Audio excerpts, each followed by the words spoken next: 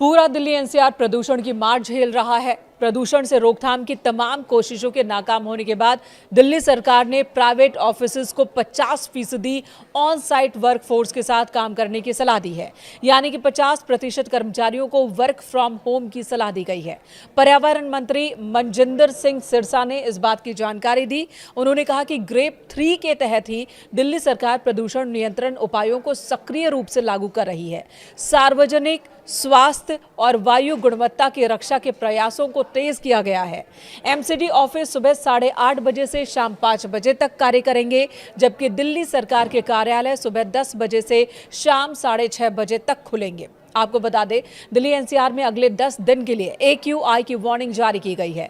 केंद्रीय पृथ्वी विज्ञान मंत्रालय के तहत आने वाली फोरकास्टिंग बॉडी ने कहा कि अगले 10 दिनों तक एयर क्वालिटी बहुत खराब कैटेगरी में ही रहने वाली है, इसमें कोई सुधार नहीं होने वाला। जिसके बाद डिसीजन सपोर्ट सिस्टम यानी कि DSS के मुताबिक दिल्ली के PM 2.5 लेवल में अलग अलग पॉल्यूशन सोर्स की जानकारी मिली है।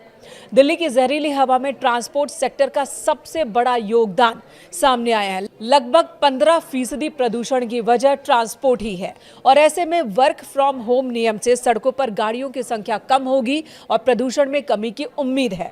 फिलहाल दिल्ली में ग्रेप 3 लागू है। दिल्ली सरकार ने प्रदूषण पर रोक लगाने के लिए 11 नवंबर को लागू किया था ग्रेप 3, लेकिन इससे कोई फायदा नहीं हुआ।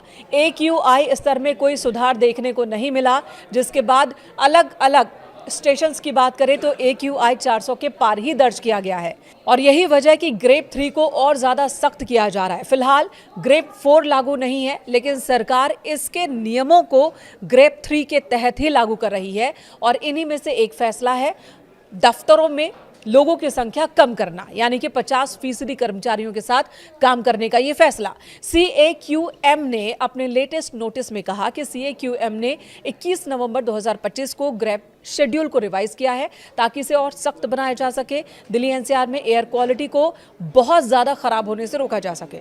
सुप्रीम कोर्ट के प्रपोजल को मंजूरी देने के बाद यह फैसला लागू किया गया है और इसके तहत गैर जरूरी निर्माण कार्यों पर रोक लगाई गई है। खुदाई और BS4 वाहनों पर पहले से ही प्रतिबंध है। नियमों को और सख्त किया जा रहा है। ऑफिसेज को भी ये कहा गया कि चाहे वो प्राइवेट हो या सरकारी दफ्तर, वहां 50% वर्कफोर्स के साथ ही काम करें।